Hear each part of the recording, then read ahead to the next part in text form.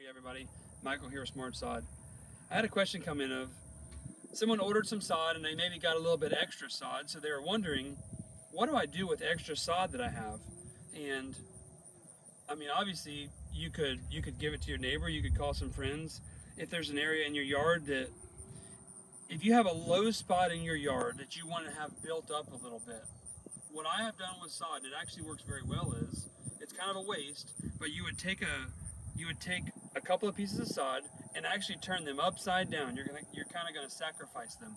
You're gonna turn them upside down, and it's gonna kind of fill in a little area if it's a little bit low. Maybe 2 or 3 pieces, you could lay them upside down to fill in a little dip area, and then you could actually lay the sod, new sod, right on top of that upside down sod, and it will actually, the old sod underneath, or the other pieces that are upside down, they'll just die out and they'll just go away, and the sod that you laid on top, there will be no problem. It can thrive, it can live, I've done it many times and it actually works very well.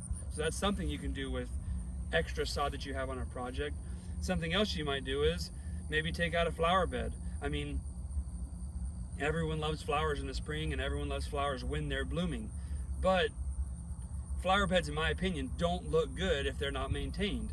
So what a lot of people do is they've taken out flower beds, they've taken out hedges that are kind of overgrown and ugly, and they've laid sod maybe right up to the edge of their house. They've laid sod in areas where they would normally have to weed a flower bed, pull weeds. So now, when they're just mowing their lawn, they can mow the sod off and they don't have to worry about maintaining that flower bed that might look good for a month or two out of the year, instead of having a yard that looks good 12 months out of the year.